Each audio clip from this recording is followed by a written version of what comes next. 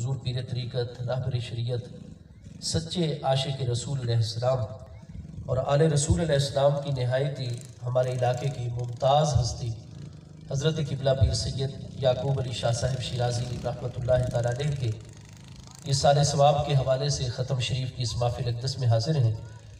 اللہ پاک حضور شاہ صاحب غریب نواز علیہ رحمت کے درجات اپنی بارگاہ اقدس میں مزید بلند سے بلند تر فرمائے،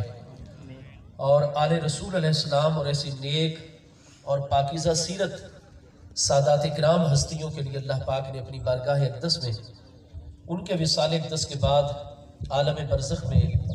جو ان کے لیے نہایت ہی اعلیٰ ترین محل عزت و کرامت اپنی بارگاہ اقدس میں مقرر فرمایا ہے، اللہ پاک حضور شاہ صاحب غریب نواز علیہ رحمت کو اس محل عزت و کرامت پر فائز فرمائے۔ اللہ کریم جل شانہ آپ سمجھ رات جو دور و نزدیک سے آل رسول علیہ السلام کی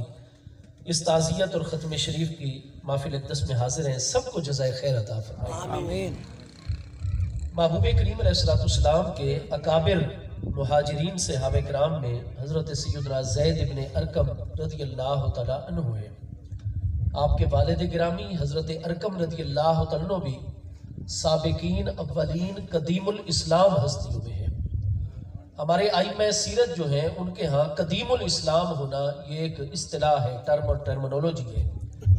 آقا کریم علیہ السلام دعوت دین کا مرحلہ شروع فرمانے کے بعد جب حالات بڑے سخت ہو گئے، حضرت ارقم رضی اللہ عنہ کے گھر میں جو کوہ صفا کے دامن میں ایک بہت بڑا قلعہ نما حویلی پر مشتمل گھر تھا، اس میں آپ کو پناہ گزین ہونا پڑا۔ تو اس دار ارقم میں تشریف لے جانے سے پہلے جتنی ہستیاں بھی مشرف با اسلام ہو چکی تھیں ان کو ہمارے سیرت نگار ائمہ دین قدیم الاسلام کہتے ہیں۔ تو حضرت ارقم و ان کے فرزند حضرت سیدنا زید ابن ارقم رضی اللہ عنہ، یہ گھرانہ محبوب کریم علیہ السلام کے انتہائی اعلیٰ ترین غلاموں کا گھرانہ ہے۔ تو حضرت سیدنا زید ابن ارقم رضی اللہ عنہ سے مروی حدیث صحیح مسلم شریف کی دوسری جلد صفحہ 225 کتاب الفضائل میں صحیح سند کے ساتھ موجود ہے کہ جب ہمارے پیارے آقا کریم علیہ التحیات و تسلیم آپ سن 10 ہجری میں حج بیت اللہ فرما کے آپ واپس تشریف لاتے ہیں تو راستے میں ایک مقام ہے، آپ حضرات سمجھتے ہیں اس کو اچھی طرح، عربی زبان میں تالاب جو ہوتا ہے اور بہت بڑا ٹوبہ، جیسے آج بھی آپ چولستان روہی کے علاقوں میں تھل کے علاقوں میں جائیں تو وہاں پھر باقاعدہ انتظام ہوتا ہے کہ بارشیں جب آئیں گی تو پانی سٹور کرنے کے لیے تاکہ وہاں سے انسان بھی پانی استعمال کر سکے، جانور چرند پرند بھی استعمال کر سکے، تو روہی اور چولستان میں ٹوبے بنائے جاتے ہیں۔ عربی زبان میں اس ٹوبے بڑے تالاب کو غدیر کہا جاتا ہے جو بارش کے پانی سے سیراب ہو۔ اس علاقے کا نام خم تھا اور اس خم میں اس تالاب کے ہونے کی وجہ سے اس کو غدیر خم کہا جاتا ہے، آج بھی موجود ہے۔ یہ مکہ مکرمہ سے مدینہ طیبہ کے راستے کے اوپر ہے۔ تو یہ سارا سال یہاں پانی کا بہت بڑا ذخیرہ رہتا تھا اور سینکڑوں کلومیٹر تک مسافر جو ہے اسی غدیر خم تالاب کے پانی کو استعمال کرتے تھے۔ لوگوں نے اس کے کناروں پر بڑے بڑے گھنے سایہ دار درخت لگائے ہوئے تھے، بڑے بڑے تاجر آتے، مہینہ مہینہ وہ اپنی تجارتی سامان وہاں رکھتے اور سینکڑوں کلومیٹروں کا سفر کر کے لوگوں کو پتا ہوتا کہ غدیر خم ایسا مقام ہے جہاں سال بھر دکانیں رہتی ہیں، آنے جانے والے مسافر تاجر اپنی تجارتی چیزیں لگاتے ہیں، لہٰذا وہاں جانوروں کی خرید و فروخت بھی ہوتی، ساز و سامان کی بھی۔ تو یہ بڑا پر رونق علاقہ تھا اور اس کو یہ بھی ایک مرکزی حیثیت تھی جزیرہ نمائے عرب میں، حجاز مقدس کے علاقے میں، کہ مدینہ طیبہ سے لے کر مکہ مکرمہ تک جو تقریباً 500 کلومیٹر کا فاصلہ ہے تو اکثر علاقوں کے راستے غدیر خم سے نکلتے تھے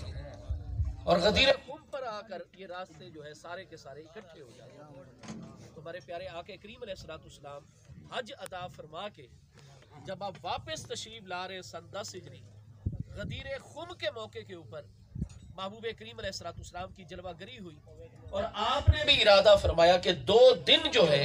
ہم یہی غدیر خم میں ہی اپنا قیام رکھیں گے۔ اب محبوب علیہ السلام جب اس حج کے لیے چلے تھے تو میرے آقا کریم علیہ السلام نے حج کا سفر شروع کرنے سے پہلے حضور سیدنا امیر المومنین مولا المسلمین خاتم الخلفاء امام الاولیاء مظہر العجائب والغرائب، منبع الفوائد، باب مدینۃ العلم والحکمت، شیخ و شیوخ امت، صدر الافاضل، امیر المومنین، مولا المسلمین، سیدنا مولا مرتضی علی شیر خدا، شاہ مشکل کشا کرم اللہ تعالی وجہ الکریم کی ذات بابرکات کو خط عطا فرمایا۔ فرمایا ہم حج کی طرف تشریف لے کر جا رہے ہیں اپنے پیارے غلاموں کے ساتھ۔ پیارے علی پاک آپ 1-2 دن کے بعد یمن کی طرف سفر شروع فرمائیں گے، یہ ہمارا خط ہے، فلاں سردار جو راستے میں رہتا ہے اس کو جا کر میرا خط پہنچانا ہے، وہ اپنے تمام مسلح جوان اتنی تعداد میں آپ کے ساتھ کر دیں گے، فلاں علاقے میں شورش پیدا ہوئی ہے، آپ وہاں جائیں گے، اگر مذاکرات کے ذریعے سے امن قائم ہو جائے تو آپ انتظامات کو درست کریں گے اور ہمارے لیے قربانی کے 10 یمنی اونٹ لے کر آپ اپنے ساتھیوں کے ساتھ مکہ شریف آ کر ایام حج سے پہلے پہنچ جائیں گے اور ہمارے ساتھ مناسک حج ادا کریں گے۔ اور اگر جنگ کی صورتحال پیش آ جائے تو یہ اتنے جوان آپ کے ساتھ ہمارے اس خط کی وجہ سے وہ ہمارا غلام سردار ساتھ کرے گا، اللہ آپ کو فتح و نصرت عطا فرمائے گا۔ فتح کے بعد علاقے کے انتظامات آپ درست کر کے 10 اونٹ قربانی کے لے کر آپ اپنے چند ساتھیوں کے ساتھ یمن سے ہی چلے اور مکہ شریف ایام حج سے پہلے آ جائیں۔ حضور امیر المومنین مولا کائنات کرم اللہ تعالی وجہ الکریم جو 6 سال کی عمر مبارک سے میرے آقا کریم علیہ السلام کی گود مقدس میں آ گئے تھے، آپ کی اول سے لے کر آخر تک ساری تربیت فرمائی ہے تو ہمارے پیارے آقا کریم علیہ السلام کی مقدس ذات بابرکات نے۔ اور حضور مولا کائنات آپ قرآن پاک کے سب سے بڑے حفاظ، سب سے بڑے قاریان قرآن، سب سے بڑے مفسر قرآن حضور مولا کائنات کی ذات بابرکات، حضور امیر المومنین مولا کائنات کے سامنے قرآن پاک 9واں پارہ سورہ انفال آیت نمبر 24 پیش نظر ہے کہ اللہ پاک فرماتا ہے یا ایھا الذین آمنوا استجیبوا للہ وللرسول اذا دعاکم لما یحییکم۔ اور اس آیت کی تفسیر بخاری شریف دوسری جلد صفحہ 642، دوسری جلد صفحہ 669 کتاب التفسیر میں حضرت سیدنا ابو سعید ابن معلہ رضی اللہ عنہ سے مروی موجود ہے کہ اس آیت کا مطلب یہ ہے کہ اللہ پاک فرماتے ہیں میرے مومن بندو این فرض نماز میں کھڑے ہو، دعاتم اور میرا محبوب تمہیں نام لے کر بلائے، استجیبو مجھ اللہ کی فرض نماز اسی لفظ پر روک دینا اور پہلے میرے مصطفیٰ علیہ السلام کی بارگاہ میں حاضری دینا۔ چنانچہ اللہ اکبر یا رسول اللہ صلی اللہ علیہ وسلم یا علی یا غوث اعظم، ایک طرف اللہ تعالیٰ کی عبادت آ جائے، اہم العبادات، سب سے بڑی جسمانی عبادت نماز، اور دوسری طرف ادب مصطفیٰ اور بلاوے مصطفیٰ آ جائے تو قرآن فرماتا ہے استجیبو، میری نماز ادھر ہی روک دینا، پہلے میرے محبوب کے قدموں میں حاضری دو۔ میرے محبوب تمہیں مشرق کی طرف جانے کا حکم دے، مغرب، شمال، جنوب، آپ مہمانوں کی خدمت، الغرض جو بھی حکم جاری فرمائیں اس حکم پر عمل کرو، پھر میرے محبوب کی بارگاہ میں آ کر رپورٹ پیش کرو حضور ہمارا سب کچھ آقا کے قدموں پہ قربان، حضور کے حکم پر عمل ہو گیا، اب اگر میرے محبوب اجازت عطا فرمائے تو نماز جس مقام سے روکی تھی نئی نیت کرنے کی ضرورت نہیں، نہ سجدہ سہو کرنا ہوگا، جہاں سے روکی تھی اسی سے آگے رکعت مکمل کر کے سلام پھیرو، تمہاری نماز مکمل ہو گئی۔ آل رسول علیہ السلام کی اپنے دور کی متاخرین میں بے مثال علمی ہستی امام المفسرین حضرت علامہ سید محمود آلوسی بغدادی حنفی رحمت اللہ علیہ جو بغداد شریف میں 1270 ہجری میں وصال فرما رہے ہیں، رول معنی میں اس آیت کے تحت آپ پوری بحث ملاحظہ کریں گے، بڑے بڑے ہمارے اکابر ائمہ دین نے فرمایا کہ قبلہ کی طرف رخ کرنا نماز میں یہ شرائط نماز میں سے ہے، اذا فات الشرط فات المشروط۔ اگر خانہ کعبہ شریف کی سمت سے قبلہ کی سمت سے 45 درجے انسان کا سینہ اور رخ زیادہ پھر جائے، 45 سے 46 درجے پر چلا جائے، بائیں جانب 46ویں درجے پر چلا جائے، سمت قبلہ نہیں رہے گی، نماز فاسد ہو جائے گی۔ لیکن یہ شخص جو خانہ کعبہ شریف کی طرف مدینہ طیبہ میں جنوب کی طرف ہے بیت اللہ شریف، وہ جنوب کی طرف بیت اللہ شریف کی طرف رخ کر کے نماز پڑھ رہا تھا، محبوب نے اس کو بالکل شمال کی طرف اپوزائٹ اور مخالف سمت پر بھیج دیا تو اس کا تو 45-46 سے زیادہ کیا پوری پیٹھ ہی اس کی کعبہ کی طرف ہو گئی۔ تو پھر یہ نماز تو قبلہ سے رخ پھرے، نماز ٹوٹ جاتی ہے، لیکن اس کو تو اللہ تعالیٰ فرماتا ہے جہاں سے روکی تھی وہیں سے شروع کرو، نئی نیت کی ضرورت نہیں، تم نماز میں ہو، اس کی نماز کیوں نہیں ٹوٹی؟ امام سید محمود آلوسی بغدادی علیہ رحمت فرماتے ہیں کہ ہمارے آئمہ دین نے قرآن سے یہ مسئلہ اخذ کیا، لِكُلِّ وِجْهَةٍ، ہاں جی ہر ایک چیز کے لیے ایک توجہ کا مرکز ہے، ہوا مولیہا، اور وہ اپنے قبلہ کی طرف ہر وقت جو ہے توجہ کرنے والا ہے۔ کعبہ بھی تو عالم خلق سے تعلق رکھتا ہے، کعبے کا کعبہ ذات مصطفیٰ کریم علیہ السلام ہے، اگر کعبہ اجسام سے اور کعبہ اشباح سے اس کا رخ پھرا ہے تو قبلہ ارواح کی طرف اس کا رخ ہو گیا ہے، اس کی نماز نہیں ٹوٹے گی، کیونکہ اب اس کا رخ کعبے سے کعبے کے لیے کعبے کی طرف ہو چکا ہے۔ الغرض حضور امیر المومنین مولا کائنات کرم اللہ تعالیٰ وجہ الکریم اس حکم پر ایسے عمل فرماتے کہ ہمارے آقا کا حکم پہنچا۔ حضرت اسامہ بن زید رضی اللہ عنہ فرماتے ہیں شدید سخت سردی تھی، کیونکہ بارش ان دنوں بہت زیادہ مدینہ طیبہ میں ہوئی تھی، ٹھٹر رہے تھے ہم سردی سے۔ حضور امیر المومنین مولا کائنات کرم اللہ تعالیٰ وجہ الکریم کو محبوب علیہ السلام نے ایک مہم پر بھیجا تھا، آپ واپس تشریف لائے، محبوب علیہ السلام کی بارگاہ میں عرض و معروض کی، آپ نے اجازت عطا فرمائی، رات کا وقت ہے، آدھی رات کا، حضور مولا کائنات اپنے در دولت پر پہنچے، محبوب نے پھر حضرت اسامہ فرماتے ہیں مجھے فرمایا اسامہ جاؤ ادعو لی علی، جاؤ میرے پیارے علی پاک ابھی میری مجلس سے اٹھ کر گئے ہیں، انہیں فوراً دوبارہ لے کر آؤ کہ آپ کو محبوب بلا رہے۔ فرمایا جب میں دروازے پر پہنچا میں نے جا کر سلام کیا، حضور مولا کائنات متوجہ ہوئے، آپ سفر کا گرم لباس سردی کی باعث اتار رہے تھے، اور جسم انور پر بڑی باریک آپ نے سونے کے لیے بستر میں سونا تھا، تھوڑی دیر کپڑا انتہائی باریک تھا، لیکن جب میرے آقا کا آپ نے فرمان سنا کہ میرے آقا بلا رہے، آپ نے فرمایا نماز سے اگلا لفظ بندہ پڑھے محبوب کے بلاوے کے بعد فاسق و فاجر ہو جاتا ہے، گناہگار ہو جاتا ہے، اور میں یہاں لباس موٹا پہنوں، بس جس حالت میں تھے دوڑے آئے لبیک کہتے ہوئے محبوب کے قدموں میں، جب محبوب کی بارگاہ میں پہنچے تو نہایت ہی مجسمہ ادب و نیاز بن گئے، اور سردی کے باعث جسم انور پر کپ کپی طاری ہو گئی۔ محبوب علیہ السلام نے فرمایا ادنو منی یا علی ادنو منی، آپ ایک قدم آگے بڑھاتے ہیں، محبوب اور کرم فرماتے ہیں ادنو، آپ مجسمہ ادب و نیاز ہے، ذرا فاصلے کے اوپر جو ادب اور تعظیم کا تقاضا ہے، لیکن محبوب بار بار سیدنا اسامہ فرماتے ہیں ادنو ادنو، اور میرے علی پاک قریب ہو اور قریب، یہاں تک کہ حضور مولا کائنات کا سینہ اقدس محبوب نے اپنے سینہ اقدس کے ساتھ لگا لیا، اپنے ہاتھ مبارک ان کی کمر مبارک پر رکھ دیے۔ اب حضرت اسامہ فرماتے میں دیکھ رہا ہوں کہ میرے محبوب علیہ السلام نے سینہ اقدس کے ساتھ حضور مولا کائنات کو چمٹایا ہوا ہے، کمر مبارک پر ہاتھ مبارک نورانی پھیر رہے اور ساتھ ساتھ فرما رہے ہیں اللہم اذہب ان علی بردن و حرن، اللہم اذہب ان علی بردن و حرن، اللہ پاک میرا علی پاک اتنی میری ادب اور تعظیم اور غلامی کرتا ہے، کپڑے بھی گرم پہنے، اتنی تاخیر بھی نہیں کی، اور میرے بلاوے پر آدھی رات کو آ گئے، میں تیرا سچا محبوب رسول اللہ صلی اللہ علیہ وسلم، میرے اللہ پاک جب تک میرا پیارا علی پاک عالم دنیا میں جلوہ کر رہے ہیں، ہر موسم کی گرمی سردی کا اثر میرے علی پاک سے ہمیشہ کے لیے دور فرما۔ حضور مولا کائنات کرم اللہ تعالیٰ وجہ الکریم اپنے دور خلافت مقدسہ میں شدید گرم موسم ہوتا،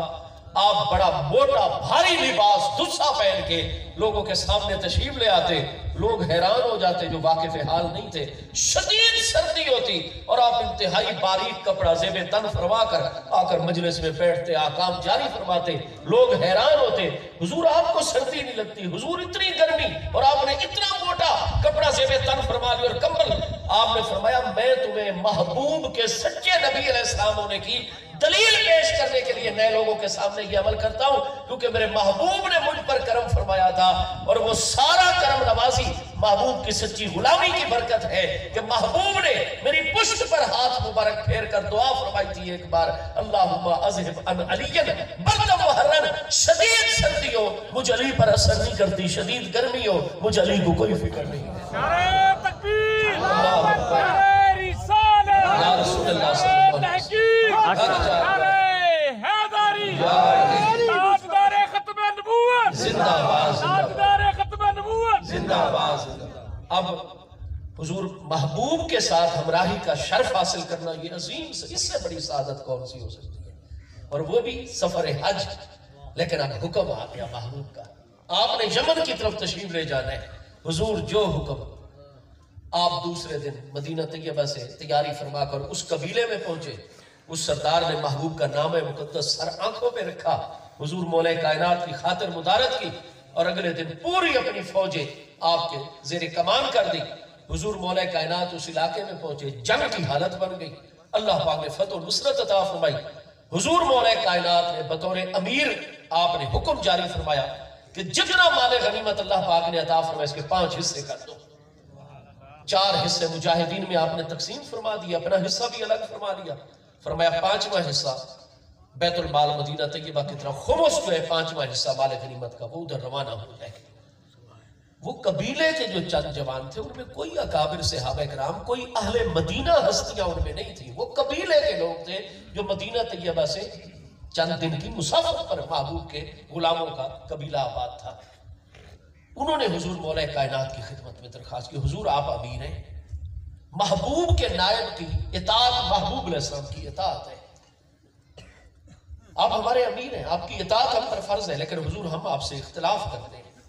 جہاں تک ہماری معلومات ہے آپ ہمارے امیر ضرور ہیں، لیکن آپ محبوب علیہ السلام کے نائب ہیں. آپ کو شرعاً یہ اجازت نہیں ہے کہ آپ یہ مال ابھی تقسیم فرما دیں. نہیں حضور، ہماری رائے یہ ہے، مسئلہ ہمارے علم میں اس طرح ہے، آپ یہ سارے کا سارا مال غنیمت مدینہ طیبہ روانہ فرمائیں.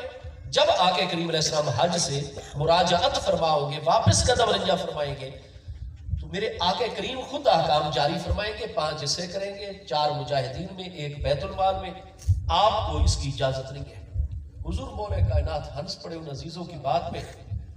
اور حضور مولا کائنات نے فرمایا تم لوگ اتنا دور رہتے ہو، ہمیں شروع سے محبوب کی غلامی کا شرف حاصل ہے. آپ لوگ زیادہ مسائل جانتے ہیں یا ہم زیادہ جانتے ہیں؟ تو ہم نے جو کچھ کیا عین محبوب علیہ السلام کی تعلیم کے مطابق کیا، اور ہمارے حکم پر فوراً عمل کیا جائے. چونکہ حالات ایسے ہیں، پہلے بھی ان علاقوں میں شورش تھی، لہذا ہمارا حکم ہے. انہوں نے کہا حضور حکم سارا آنکھوں پر ہوگا، اختلاف تھا ہمیں وہ علمی معاملہ عرض کر دیا، باقی ہوگا وہی جو امیر حکم کریں گے. چنانچہ عمل کر دیا گیا. وہ پہلے ہی تھوڑا سا اختلاف ہو گیا. اب جب نماز تہجد کا ٹائم ہوا تو انہوں نے دیکھا کہ حضور مولا کائنات کے حصے میں ایک کنیز بھی آئی تھی. آپ نے بھی غسل فرمایا، اس کنیز نے بھی پردہ داری میں غسل. ان 3 جوانوں جنہوں نے اختلاف کیا تھا ان کے دلوں پر اور ان کے باز اور ذرا گرانی وزن آ گیا. پھر حضور مولا کائنات کے ساتھ جب فجر با جماعت پڑی آپ کی اقتداء میں، حضور مسئلہ کل بھی اختلافی ہو گیا تھا، اور آپ نے اس کنیز سے تمتع بھی کر لیا، جسمانی جنسی فائدہ بھی حاصل کر لیا. آپ نے فرمایا میں نے وہ کیا جو اللہ اس کے رسول علیہ السلام کی تعلیم ہے. ہاں جب محبوب کی بارگاہ میں حاضری ہوگی آپ لوگ مسئلہ پوچھ لینا. سارا معاملہ بالکل درست رہا. آپ نے 10 اونٹ جیسے محبوب نے حکم دیا تھا وہاں سے خریدے، اور یمن کی طرف آپ نے فرمایا جس نے حج کے لیے آنا ہو میرے ساتھ چلے، جو اپنے علاقے میں جانا چاہتا ہو اپنے علاقے، جن کو ہم نے انتظامی ذمہ داریاں دی ہیں وہ اپنی ذمہ داریوں پر رہیں. چنانچہ اہل یمن کے قافلے کے ساتھ مناسک حج یعنی ایام حج شروع ہونے سے پہلے حضور مولا کائنات مکہ مکرمہ میں پہنچ گئے. محبوب کے ساتھ حج ادا ہوا. واپسی کا سفر جاری ہے. غدیر خم کے اوپر پہنچے. محبوب علیہ السلام نے 2 دن وہاں اعلان فرما دیا. اب جو راستے غدیر خم سے حجاز مقدس کے مختلف علاقوں کو جاتے تھے، ان 3 نوجوانوں نے دیکھا کہ مختلف قبیلوں کے سردار آ رہے ہیں اپنے ساتھیوں سمیت، محبوب کی قدم بوسی کرتے ہیں اور عرض کرتے ہیں کریم آپ ہمیں نصیحت فرمائیے، اور ہم اجازت لیتے ہیں تاکہ ہم اپنے علاقے میں. اور محبوب علیہ السلام دعا بھی عطا کرتے ہیں، نصیحت بھی،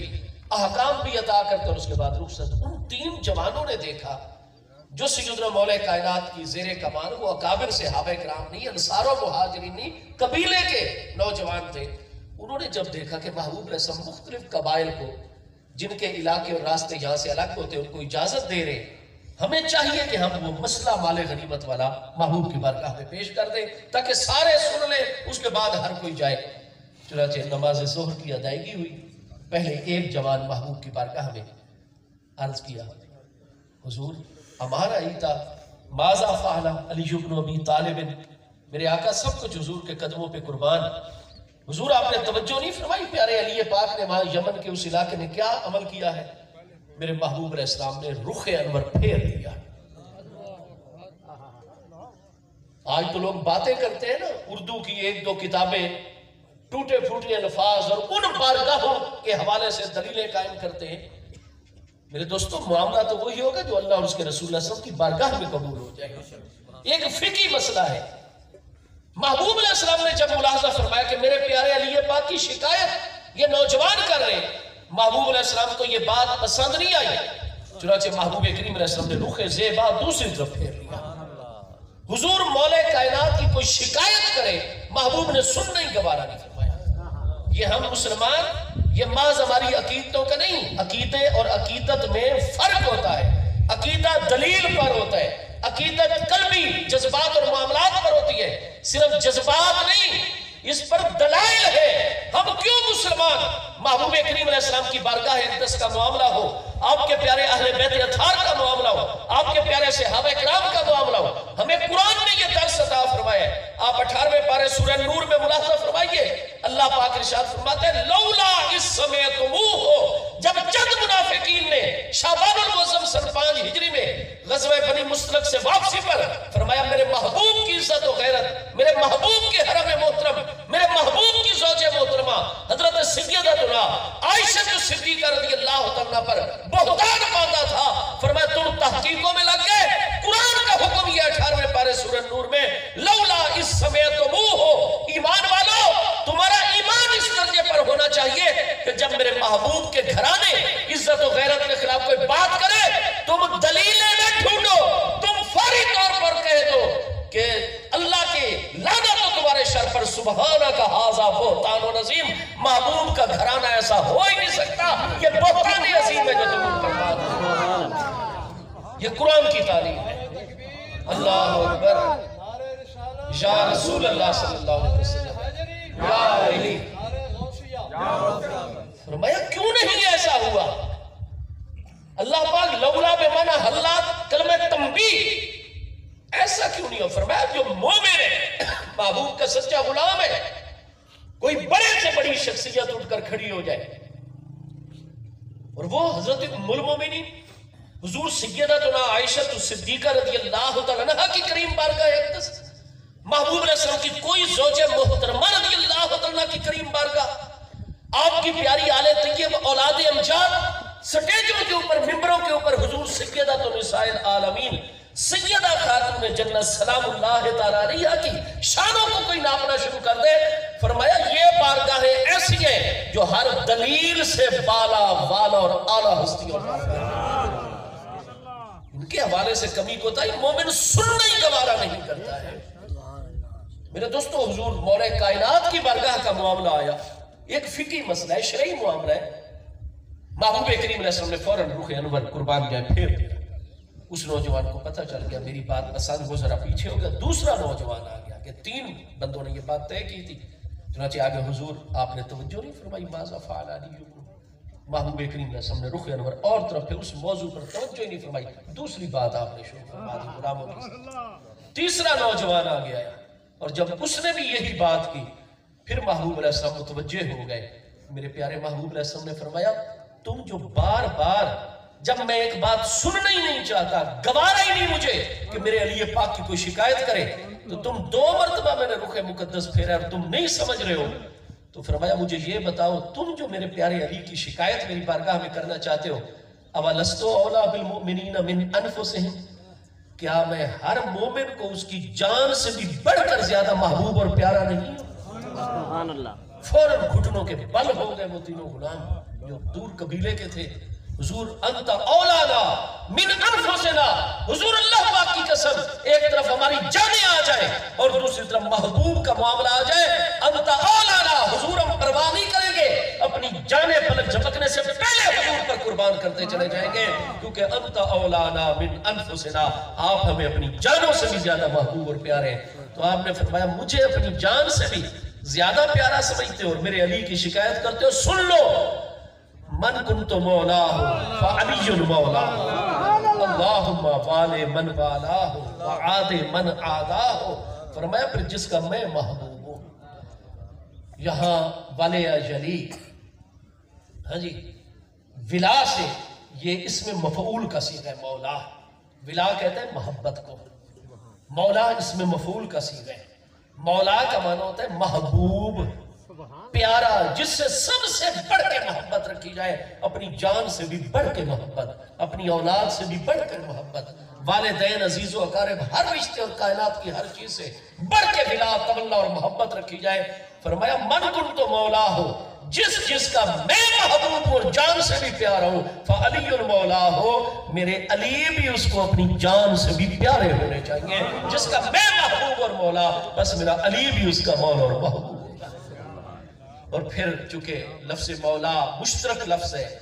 محبوب کریم علیہ السلام نے فوراً اللہ کریم کی بارگاہ میں اپنے دونوں مبارک ہاتھ اٹھا دیے، اور محبوب کی ہر دعا مستجاب ہے. ہاتھ مبارک اٹھا کر فر اللہم والے من والا ہو، اے اللہ پاک تو بھی اسی میرے امتی سے محبت کرنا جو میرے علی سے محبت کرے، وعاد من عادا ہو، اور جو میرے علی سے عداوت، دل میں بیر، دشمنی، بغض رکھے، تو اس کو دنیا، قبر، حشر، آخرت میں اس کی عداوت کا بدلہ عطا فرما دے. یہاں دعا فرما دی میرے پیارے مصطفیٰ کریم علیہ السلام کی مقدس ذات بابرکات نے. میرے دوستو، علامہ حافظ ابن کثیر جو 774 ہجری میں فوت ہو رہے ہیں، البدایہ والنہایہ کی جلد 3 میں جز نمبر 6 کے اندر صفحہ 221 ہے. آپ فرماتے ہیں قال شیخنا الذہبیو، کہ ہمارے جو حدیث کے استاد ہیں، ہمارے شیخ امام المحدثین امام شمس الدین محمد بن عثمان الذہبی جو 748 ہجری میں وصال فرما رہے ہیں، فرمایا انہوں نے فرمایا کہ من کنت مولا ہو فعلی مولا ہو، یہ جو مبارک حدیث کے الفاظ ہیں، ھذا متواتر، یہ متواتر الفاظ ہیں. پھر حافظ ابن کثیر نے یہاں جز نمبر 6 جلد 3 کے اندر اس حدیث غدیر خم کی اسناد پیش کی ہے. اتنے صحابہ کرام رضی اللہ عنہ مجمعین سے یہ حدیث مروی ہے، اتنی بڑی جماعت سے، اور پھر ان سے تابعین کی اتنی بڑی جماعت نے روایت کی، پھر تبع تابعین کی اتنی بڑی جماعت نے. امام بخاری، مسلم، ہمارے ائمہ محدثین جو جامعین کتابیں مرتب کرنے والے ہیں، ان کے دور تک محبوب کی بارگاہ سے لے کر جمع کرنے والے محدثین مؤلفین کے دور تک اس حدیث کو ہر طبقے میں روایت کرنے والے اتنے راوی ہیں کہ جن کا جھوٹ پہ جمع ہو جانا عقلاً محال ہے. فرمایا یہ حدیث حافظ ابن حجر نے فرمایا یہ الفاظ متواتر ہیں. تو تواتر جو ہوتا ہے وہ قطعیت اور یقین کامل کا فائدہ دیتا ہے. اخبار احاد ظن و تخمین کا فائدہ دیتی ہیں. جیسے قرآن پاک کی آیت متواتر اور قطعی ثبوت ہے، من کنت مولا ہو فعلی مولا ہو، یہ الفاظ اسی طرح قطعی ثبوت ہے. جیسے قرآن پاک کی آیت پر ایمان رکھنا فرض ہے، حضور مولا کائنات کو اسی طرح اپنا محبوب کے بعد سب سے بڑا محبوب اور مولا ماننا بھی ہمارے اوپر اسی طرح فرض ہے. اس لیے آپ کے القاب میں مولا مرتضیٰ، مولا کائنات، یہ مبارک الفاظ ہیں. حضور مولا کائنات کرم اللہ تعالیٰ وجہ کریم کی بارگاہ اقدس سے لے کر آپ کی اولاد امجاد میں آخری سادات تک ان ہستیوں کی تولا، ان کا ادب، ان کا احترام اللہ اس کے پیارے رسول علیہ السلام کی شریعت مبارکہ نے ہم پر فرض قرار دیا. ٹائم ہو گیا. آخری بات، آج کل چونکہ رزق حلال پہلے کی طرح نہیں رہا، ہمارا دور وہ سارا سودی نظام ہے. مسند احمد میں حدیث صحیح ہے کہ جو اپنی بکری پالے گا نا اور کوئی چیز بازار سے کھانے کے نہیں خریدے گا اور اپنی زمین پر خود بیج کاشت کر کے کرے گا، سود سے وہ میرا امتی انتہائی متقی بچے گا، لیکن اللہ وصلہ بہی نقعہ، لیکن سود کے غبار سے نہیں بچ سکے گا، پھر بھی وہ غبار اس تک. اس طرح سودی نظام میرے آقا کریم علیہ السلام نے فرمایا قرب قیامت میں پھیل جائے گا، اور دل میں نور پیدا ہوتا ہے اور حقائق کا ادراک ہوتا ہے جب سینہ اور دل پاک اور صاف ہوتا ہے. دوسرا یہ کہ ہمارے اندر والدین کی بے ادبی بہت سرایت کر گئی ہے. ہم اپنے دوستوں کو اپنے فیصلوں میں اہمیت دیتے ہیں. والد گرامی ضعیف جس کے زندگی کے پچھلے اتنے تجربات ہیں، ایک 20 سال کی عمر کا ہمارا نوجوان دوست ہمیں مشورہ دے، اس مشورے پر عمل کر لیں گے، اور 70 سال کا والد جس کے 50 سال سے زیادہ اسی مسئلے میں تجربات ہیں، والد کے مشورے کو کوئی اہمیت نہیں دیں گے، امی جان کو کوئی اہمیت نہیں. یہ دو چیزیں جب اکٹھی ہو جائے، رزق مشکوک ہو جائے اور والدین کا ادب نہ رہے جیسا ہونا چاہیے، تو پھر حقائق کا ادراک ختم ہو جاتا ہے، دل میں حجاب اور پردے آ جاتے ہیں. میرے دوستو یاد آج کل یہ کچھ لوگ صرف تھوڑا سا علم حاصل کیا اور فوری طور پر حضرات آل رسول اللہ صلی اللہ علیہ وسلم اور سادات اور علن اعلان سٹیجوں ممبروں پر نعرے لگائے کہ آج اگر ایک طرف یزید آ جائے اور دوسری طرف سادات کرام آ جائیں تو میں یزید کو ترجیح دوں گا. بھائی آپ کو مبارک ہو. ہم جنس کے ساتھ پرواز کرتا ہے, باز کے ساتھ پرواز کرتا ہے, کبوتر کے ساتھ پرواز. آپ کی جو اعلیٰ مرواز ہے وہ یزیدی ہے, آپ بالکل یزیدی لشکر میں جائیں, آپ پر کوئی پابندی ہے. لیکن یہ جو آپ کہتے ہیں نا جی سادات کرام کا معاملہ آج کل کے ساتھ ہر دور کے اندر جو کتب اعظم 7 اکتاب میں کتب الاکتاب ہستی ہوتی ہے وہ ہوتی ہی آل رسول اللہ صلی اللہ علیہ وسلم. اور یہ سلسلہ سیدنا امام الائمہ امام محمد المہدی رضی اللہ عنہ کی جلوہ گری تک اس امت کے آخری خلیفہ راشد اور کتب الاکتاب اور الغوث الاعظم ہستی حضرت سیدنا امام الائمہ امام محمد المہدی رضی اللہ عنہ کی ذات بابرکات ہوگی. ہر دور میں ایسے جلیل القدر سادات. اِنَّا اہلَ بیتی امان لِأُمَّتِی, یہ امت اس وقت تک محفوظ اور موجود ہے جب تک سادات آل رسول اللہ صلی اللہ علیہ وسلم کا قدم ان میں جلوہ گر موجود ہے. میرے دوستو اس لیے چاہے امام اہل سنت مجدد دین و ملت سیدی الشاہ امام احمد رضا خان فاضل و محدث بریلوی قدس سر العزیز جو کہ جون 1921 میں بمطابق 25 صفر 1340 ہجری میں وصال فرما رہے ہیں, اور اسی طرح ہمارے اعلیٰ حضرت سیالوی غریب نواز حضور پیر سیال لجپال غریب نواز جن کا فیضان عام ہے کائنات کے اندر, حضرت قبلہ عالم مجدد دوران سیدنا پیر میرے علی شاہ صاحب گولڈا شریف والے بھی جن کے مریدوں کے اندر شامل ہیں. اعلیٰ حضرت سیالوی غریب نواز جو 1214 ہجری میں, اعلیٰ حضرت امام احمد رضا 1272 ہجری شوال میں پیدا ہوئے, ان سے بھی 58 سال پہلے حضور پیر سیال سیدنا خواجہ خواجان قطب دوران سیدنا خواجہ محمد شمس الدین سیالوی صاحب غریب نواز قدس سر العزیز جو کہ حضور سیدنا غازی عباس علم بردار شہید کرب و بلا رضی اللہ عنہ کی اولاد امجاد میں سے آستانہ علیہ سیال شریف ضلع سرگودا. آپ کے ملفوظات مرآت العاشقین میں آپ ملاحظہ فرمائیے. اعلیٰ حضرت فاضل بریلوی جو ہمارے امام الفقہ اور فقیہ النفس ہیں وہ بھی یہی فرماتے ہیں. ہمارے شیخ المشائخ حضرت اعلیٰ حضرت سیالوی غریب نواز قدس سر العزیز آپ بھی یہی ارشاد فرماتے ہیں کہ آل رسول سادات کرام کا ہم امتیوں کے اوپر جتنا ادب و احترام فرض ہے وہ ان کی داڑھی مبارک کی وجہ سے نہیں ہے. فرمایا ایک دو سادات کرام آپ کی محفل میلاد میں تشریف لائیں, ایک سید صاحب داڑھی بالکل صاف کیے ہوئے اس طرح پھراتے ہو, دوسرے سید صاحب متشرع ہو. حضور پیر طریقت رہبر شریعت سید السادات قبلہ پیر سید یعقوب علی شاہ صاحب غریب نواز, حضرت قبلہ پیر سید ڈاکٹر محمد عبدالرزاق شاہ صاحب غریب نواز, ایسی ہستیوں امامہ شریف دستار وہ تشریف لائیں, اور آپ جو متشرع سید صاحب ہو ان کو آپ کہیں حضور صدارت فرمائیں, اور جو داڑھی بڑھانے والا سید صاحب ہو ان کو آپ نے نیچے بٹھا دیا عوام میں, ان کو نہیں اوپر آنے کی دعوت دی. تو فرمایا آپ نے سید کی تعظیم نہیں کی, آپ نے داڑھی اور امام شریف کی تعظیم کی. جبکہ سادات کا ادب ہم امتیوں پر فتاوی رضیہ شریف 22ویں جلد صفحہ 201 سے لے کر 204 تک تفصیلی فتوی ہے امام احمد رضا فاضل بریلوی کا. مرآت العاشقین میں جن کو حضرت قبلہ عالم پیر مہر علی شاہ صاحب اپنی آنکھوں کے ساتھ لگاتے ہیں وہ حضرت اعلیٰ حضرت سیالوی غریب نواز کہ پیر مہر علی شاہ صاحب فرماتے ہیں مسئلہ وحدت الشہود پر